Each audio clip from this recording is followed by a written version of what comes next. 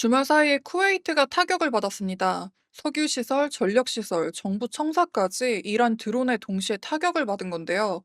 전쟁이 이제 기름값만 건드리는 게 아닙니다. 한 나라의 인프라 전체를 흔들기 시작했습니다. 지난 주말엔 이스라엘이 미국 승인만 나오면 이란 에너지 시설 전체를 직접 공격할 준비가 됐다는 보도도 나왔습니다. 호르무즈가 막힌 것도 버거운데 이제 생산시설 자체를 때리겠다는 겁니다. 여러분이 들고 있는 주식, 채권, 달러 자산 전부 이 뉴스와 연결됩니다. 그리고 트럼프가 이란에 내건 호르무즈 데드라인이 오늘 밤입니다. 이거 모르고 장 들어가시면 여러분 계좌에 치명적이겠죠? 안녕하세요. 나나의 시선 나나입니다. 투자에 관심 있는 분들이라면 알아야 할 것들부터 글로벌 동향까지 최신 데이터로 가득 담았습니다. 영상 끝까지 보실 분들을 위해 체크리스트도 5줄 준비했으니 채널 고정해주세요. 오늘 핵심 질문은 이거예요. 전쟁이 유가를 넘어서 국가 인프라와 에너지 공급축 자체를 겨누기 시작했는데 이 다음 단계는 어떻게 될까요? 쿠웨이트 피격부터 이스라엘의 이란 에너지 시설 공격 준비, 유럽의 초과이익세, 호르무즈의 새로운 현실, 그리고 삼성전자와 현대차의 엇갈린 성적표까지 순서대로 가보겠습니다. 지난 영상에서 러시아 수출 인프라가 타격을 받아서 공급 충격이 중동 단독에서 중동과 러시아로 확대됐다고 말씀드렸죠. 주말에 여기서 한 단계 더 갔습니다. 쿠웨이트가 이란 드론에 타격을 받았습니다. 석유 관련 시설, 전력 시설, 정부 청사까지 동시에 타격을 받았습니다. 인명피해는 없었지만 중요한 건 타격 범위예요. 단일 유전이나 항구가 아니라 한 나라의 핵심 인프라, 세 곳이 한꺼번에 맞은 겁니다. 에너지 안보가 국가 안보로 격상된 순간입니다. 이라크 남부 루메일라 유전도 드론 공격을 받아서 근로자 3명이 다쳤습니다. 생산에는 영향이 없다고 하지만 이런 공격이 반복될 수 있다는 게 더 무서운 겁니다. 그리고 미 정보 당국에서 이란이 호르무즈 해협 통제를 조만간 풀 가능성은 낮다고 경고했는데요. 전 세계 원유 거래의 5분의 1이 지나는 길인데 이란이 이걸 외교 카드로 쓰고 있다는 거예요. 금요일에 35개국이 호르무즈 재개방을 논의하고 있다고 말씀드렸었는데 정부 당국이 쉽게 안 풀린다고 못 박은 겁니다. 쿠웨이트와 이라크가 타격받은 와중에 이스라엘은 더 큰 그림을 준비하고 있었는데요. 이란 에너지 시설을 직접 때리겠다는 겁니다. 여기 좀 무겁습니다. 이스라엘이 미국 승인 아래 이란 에너지 시설을 공격할 준비를 하고 있다는 보도가 나왔습니다. 일주일 이내 공격이 가능하다는 겁니다. 트럼프는 호르무즈 재개방 데드라인을 오늘 밤으로 못 박았어요. 기자회견에서 이란 전체를 하룻밤에 끝낼 수도 있고 그 밤이 내일 밤이 될 수도 있다고까지 했습니다. 교량과 전력시설 타격 위협도 재차 나왔고요. 이란은 10개 조항 대응안을 보냈지만 임시 휴전은 거부했습니다. 영구적 종전만 받아들이겠다는 거예요. 이 채널에서 계속 말씀드리는 게 있죠. 기름값이 올라가면 물가가 오르고 물가가 오르면 금리가 못 내려오고 금리가 못 내려오면 성장주가 눌린다고요. 지금까지 이 연결고리는 기름이 비싸다는 전제로 돌아갔습니다. 근데 에너지 시설을 직접 때리기 시작하면 기름이 비싼 게 아니라 기름을 뽑을 수 없게 되는 거예요. 연결고리의 첫 고리 자체가 부서지는 겁니다.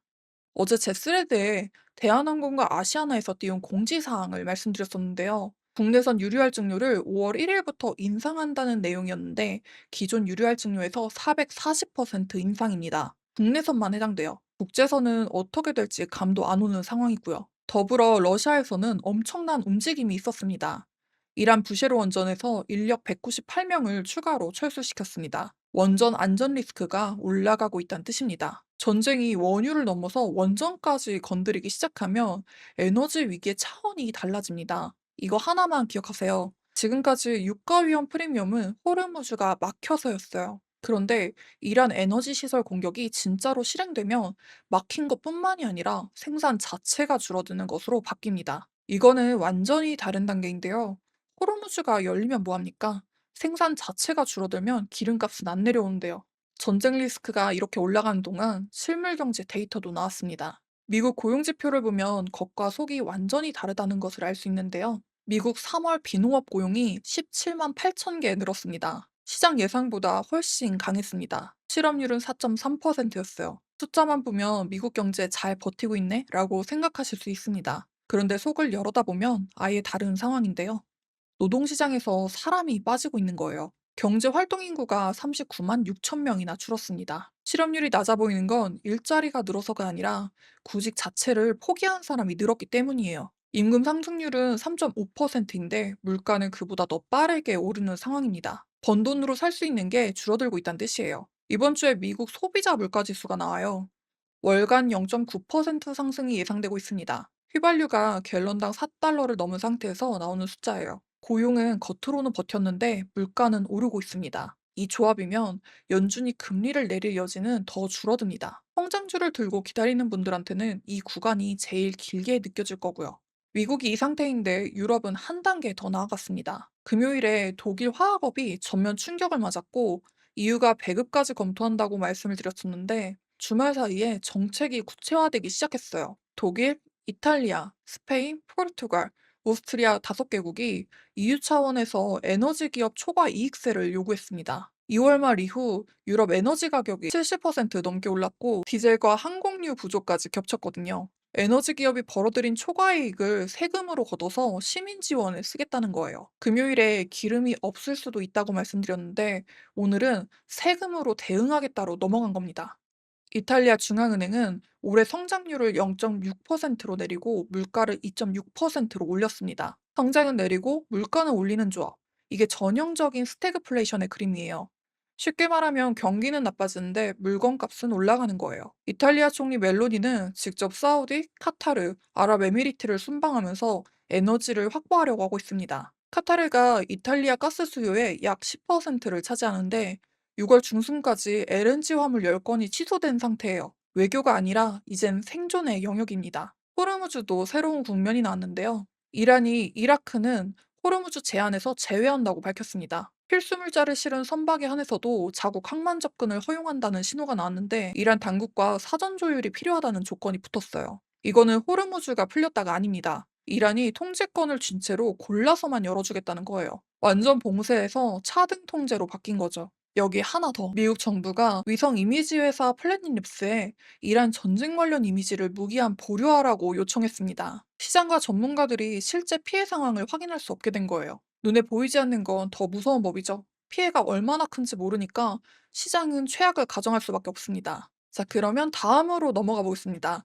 이 와중에 한국 기업 성적표가 엇갈렸습니다. 삼성전자 1분기 영업이익이 57조 원으로 잠정 발표됐어요. 한국 기업 사상 최대입니다. 매출은 133조 원으로 전년 대비 68% 증가, 영업이익은 무려 755% 뛰었어요. 시장 전망치가 40조 원대였는데 17조 원이나 넘긴 어닝 서프라이즈입니다. AI 메모리 반도체 수요가 전쟁과 별개로 그만큼 강하다는 뜻이에요. 한국 대표 기업인 만큼 더 대단하게 느껴지기도 하네요. 근데 현대차는 유럽과 북아프리카양 수출이 차질을 빚고 있어요. 3월 글로벌 판매가 전년 대비 2.3% 줄었습니다. 한국 전체로 보면 중동향 수출이 49% 급감했는데요. 현대차도 한국의 대표 기업이지만 이번 성적표는 완전히 갈라졌습니다. 이거 하나만 기억하세요. 지금 시장은 한국 주식을 하나로 묶어서 보면 안 됩니다. 에너지 충격에 취약한 것과 아닌 것, 이 구별이 수익률을 가릅니다. 그리고 반도체 쪽에서도 미국 의원들이 ASML 같은 장비 회사까지 겨냥한 대중국 수출 규제 법안을 추진하고 있어요. ASML 매출의 33%가 중국입니다. 삼성이 아무리 잘해도 장비 규제가 강화되면 업종 전체에 그림자가 드리워질 수 있어요. 이번 주 이 5개를 보세요. 첫 번째, 오늘 밤이 트럼프의 호르무즈 데드라인이에요. 한국 시간으로 내일 아침 9시입니다. 이란이 응하지 않으며 발전소 교량 타격이 시작될 수 있어요. 이게 실행되면 유가 상단이 한 단계 더 올라갑니다. 두 번째, 이번 주 미국 소비자 물가 지수를 보세요. 월간 0.9% 상승이 예상되고 있는데요. 전쟁이 물가에 얼마나 영향을 줬는지 처음으로 확인한 숫자입니다. 예상보다 높으면 금리나 기대는 더 멀어집니다. 세 번째, EU의 초과 이익세가 실제로 추진력을 얻는지를 보세요.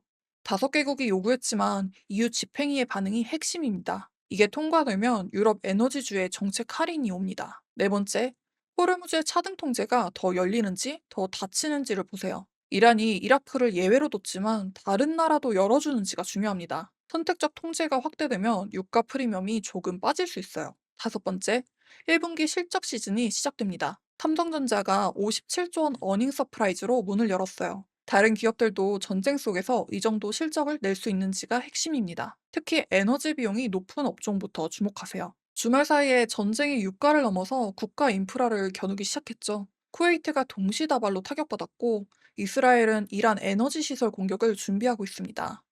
미국 고용은 겉으로는 강했지만 속을 들여다보면 사람이 빠져나가고 있음을 알 수 있어요. 유럽은 초과 이익세로 맞서기 시작했고, 호르무즈는 이란이 골라서 열어주는 차등 통제로 바뀌고 있습니다. 같은 시기에 삼성전자는 57조라는 사상 최대 실적을 찍었고요. 호르무즈도 일부 선박이 조건부로 통과하고 있습니다. 전부 무너지는 장이 아니라는 뜻입니다. 다만 어디가 버티고 어디가 부서지는지 구별할 수 있어야 하는 장이에요. 이번 주는 이스라엘의 공격 여부, 미국 소비자 물가 지수, EU 초과익세 추진이 겹치는 주입니다. 전쟁의 여파가 숫자로 찍히기 시작하는 첫 구간에 들어섰으니 더 조심하셔야겠죠? 오늘은 여기까지 시장을 살펴봤고요. 양질의 데이터를 제공해 드릴 수 있도록 구독, 좋아요, 알림 설정 부탁드릴게요. 여러분의 클릭이 저에게는 많은 힘이 됩니다. 내일도 꽉 찬 데이터로 찾아뵙겠습니다. 감사합니다.